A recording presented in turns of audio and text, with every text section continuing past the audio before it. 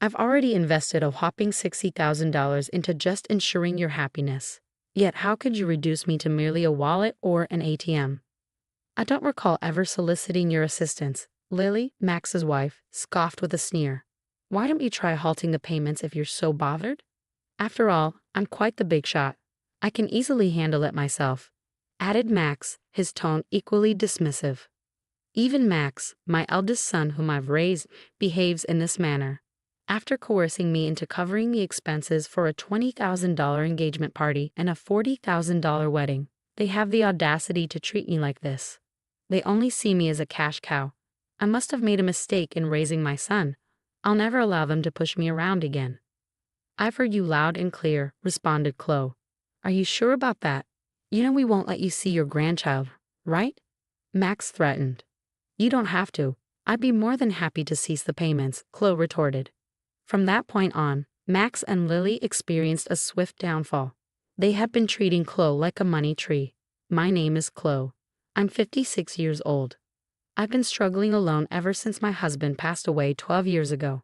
Between my job and raising my 2 children, I've always had my hands full. I'm currently an executive at a decent company, which I've been with since before I got married. To the outside world, I guess you could call me a career woman. The children, who were high schoolers when my husband died, have now graduated college and are working. So I'm a bit relieved. I just wish they'd settle down and start their own families soon.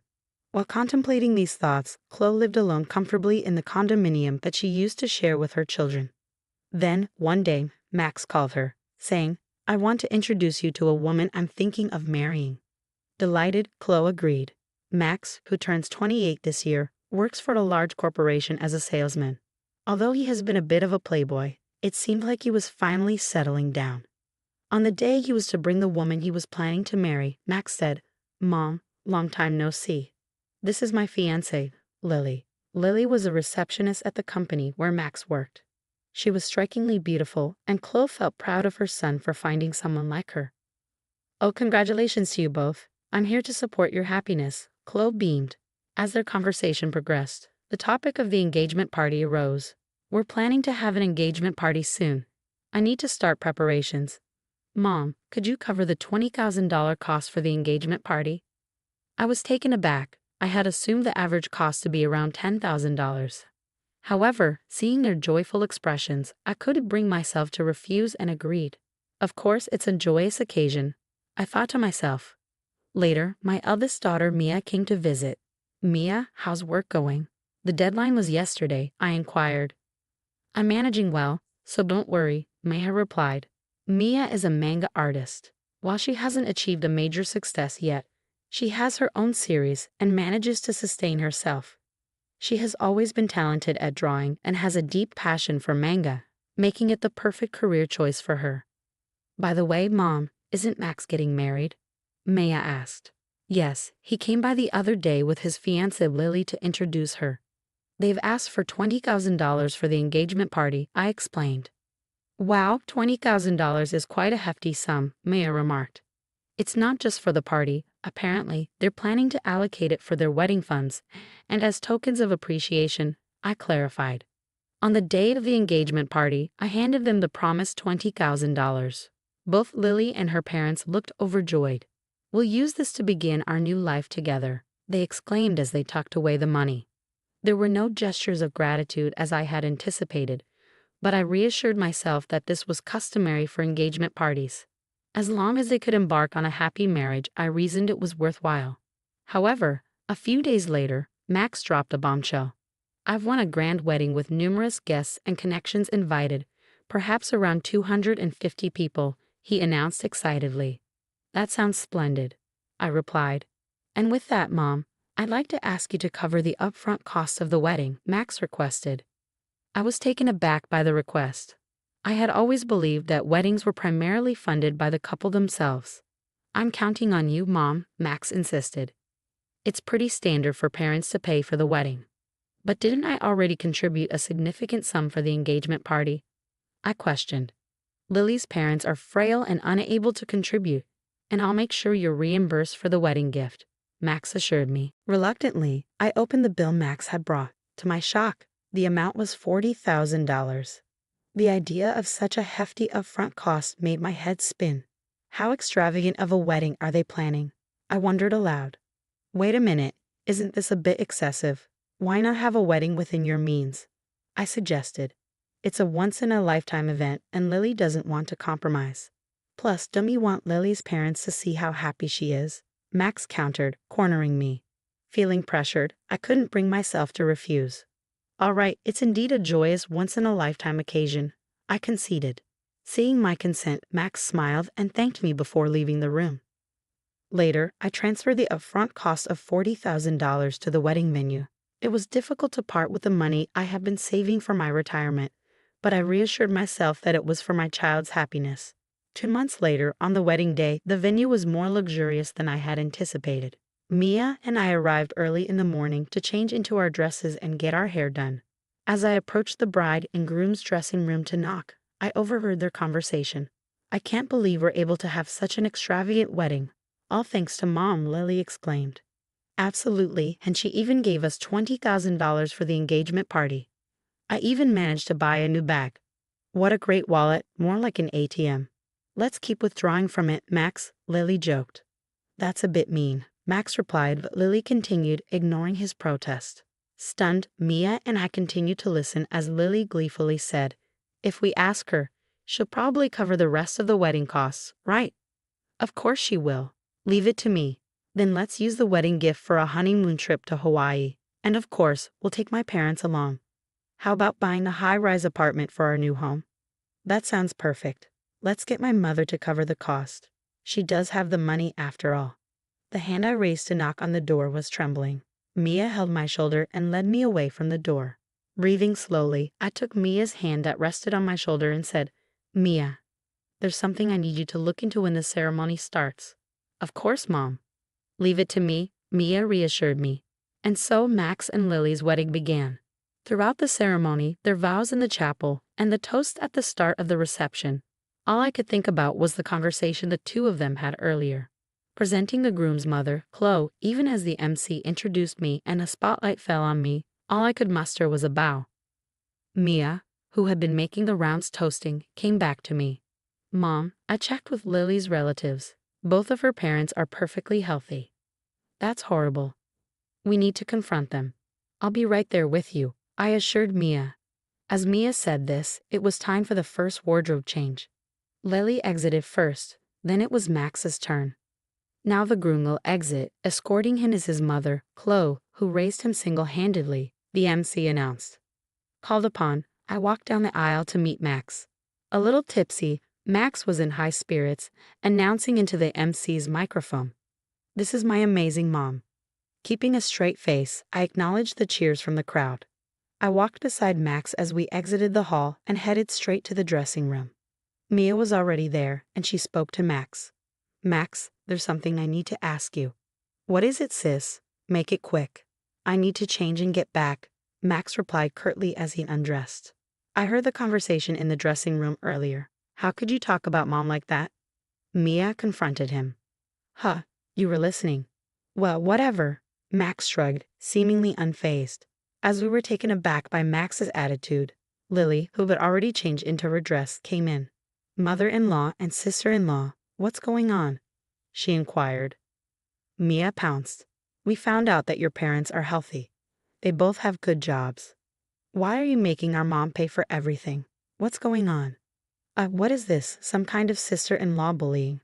Lily retorted, appearing shocked. My patience snapped at her mocking attitude. I've already paid $60,000, hoping for your happiness. And yet you treat people like their wallets, ATMs. What kind of language is that? I exclaimed. Hearing this, Lily laughed as if it was a joke, acting all high and mighty, for such a small sum. We're not in your debt. Besides, it's normal for the groom's parents to pay for the wedding, right? But you lied about your parents being ill to buy a new bag, Mia pointed out. Oh, you were eavesdropping. That's a terrible hobby, Lily scoffed. Watch your mouth, Mia, I warned, feeling angry at Lily's dismissive attitude. Lily then looked at Mia. I don't want to be told off by an older sister who is still single at 30, doing some weird job as a manga artist. It's because you're such a nerd that you can't get married. That's right, you're hopeless. When it comes to marriage, sis, mom, if you want to see your grandkids, don't speak rudely to us, Max asserted. Mia was stunned speechless. How dare you speak to me like that? I tried to scold them. But Max laughed and responded, if you're going to talk like that, try stopping the payments. After all, I'm in a light. I can easily handle it. Well, it'll be a shame to lose the cash cow, Lily chimed in. I had already paid $20,000 for the engagement party and $40,000 for the wedding. And this is how they repay me. No gratitude, only cruelty. I must have gone wrong somewhere in raising my son. I'd had enough. I wouldn't be manipulated by them anymore. I've heard all you have to say. Are you sure about that? If you don't listen to us, you won't see your grandchild. Max threatened. But I firmly responded, that's fine. You don't need to bring them over. I'll gladly stop the payments. Max and Lily just stared at me, stunned. I'm severing our ties here. I wish you all the best with that, I declared, taking Maya's hand as we left the venue. The joyous noise of the reception was still audible as we departed. A month later, as Mia and I were enjoying some tea at home, the intercom rang with a shrill tone. Oh, Mom, it's Max. What should we do? Maya asked. Let him in, dear, I replied. Max, whom I hadn't seen in a month, looked remarkably worn and tired. Why the sudden visit, Max? I inquired. Mom, you must have received the bill for the wedding venue by now. Why haven't you paid? Max asked. Huh? Oh, the bill for the remaining balance. It was $45,000, right? It arrived, but I have no obligation to pay it, I stated firmly. Don't be like that. In the end, we didn't receive many wedding gifts and couldn't pay the bill, so now we're in debt, Max confessed. At that, Mia laughed and commented, from what I overheard at the wedding. It seems you two have quite a bad reputation. You, Max, have been throwing your weight around at work, doing haphazard jobs, and Lily, you've been putting down other women, flaunting your looks in marriage. I can see why people wouldn't want to give wedding gifts to people like you, Max retorted sharply. Hey sis, stay out of this, I interjected, feeling a sense of frustration. It's not just me you haven't been considerate of, it's everyone around you. The wedding expenses are your own doing. Please pay them yourselves, I pleaded. Mom, I'm in a bind here. Lily can't control her spending, and even her parents have started to take advantage of me. Lily's love of money isn't exactly a new revelation, Mom. Plus, having seen Lily, I can easily imagine her parents behaving the same way. Please, Mom, think about helping us. Give us some money, Max begged desperately. To Max's desperate plea, I sternly replied, you were the one who said, I'm in a light. It'll be a piece of cake, and told me to stop making payments, weren't you? And didn't you say that we were severing our ties? I have no obligation to give you any more money. Mom, don't call me Mom. I don't want to be called that by someone who has only ever seen me as a cash cow. To be honest, I'd like you to repay me for the wedding and the engagement party, but I'll write it off as a settlement payment. Now please leave. Max, who had looked shocked, now had a malicious look on his face. Hey, are you really okay with this, Mom? Cutting ties with us like that? How will you spend your old age without a husband? Don't you want to see your grandchild? He pressed. Before I could respond, Mia intervened. Don't worry about that. I will be by Mom's side. And what can an unsuccessful comic artist like you do? You can't even have children, she taunted. Shut up, Max, I finally snapped, feeling the anger boil inside me. Max was frothing at the mouth with anger. Ah, so scary. Sure, you mock me as a failed manga artist or an otaku. Yet my manga was among the top-selling shoujo manga this year. Did you know it's set to be turned into an anime and a movie next year? Safe to say I'm in a much better financial state than you and your debts, Mia revealed confidently. At this point, Max noticed something. Hey sis, that thing. This, he pointed to Mia's left hand. Oh, you noticed? Yes, that's what's happening. Mia smiled as she flashed the ring on her left ring finger. I'm getting married to my editor. He's a big shot at a major publishing house, a real high flyer. So we can take care of Mom. We don't need you anyway. We never intended to have our children care for us. Thanks, Mia. We're having a wedding, but we'll handle everything ourselves.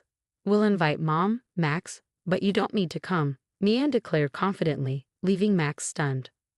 I said, did you get it now? Never bother us again, I declared firmly, pushing Max towards the front door along with Mia. please. Mom, and you too, sis, Max pleaded. But before he could finish, something came to mind. What are you going to give us, money? Max asked eagerly. Upon hearing this, I turned to him with a stern expression. That director at your wedding. Turns out, I didn't know, but he's a client of my company. It seems you're hiring, and all your undeserved privileges were out of consideration for me. I told him to stop that though. What, you didn't hear about this? Stop it. Please handle it on your own now. Goodbye, I said firmly as Mia and I pushed Max outside and firmly locked the door. Max made a fuss outside, but after ignoring him for a while, it became quiet. A year passed since then. Right after that incident, I sold the house to avoid Max and Lily's visit and bought an apartment with elderly services for my old age. According to a neighbor from my condo, Max and Lily showed up and created a scene, asking why I wasn't there. Hence, I believe my decision was the right one. As for Max and Lily, they abandoned their dream of a luxury high-rise apartment and now live in a cramped space. Max, it seems, was demoted after his actions were reviewed. Perhaps hurt from falling from his elite status, Max worsened his attitude towards others. It's surprising he's not fired yet.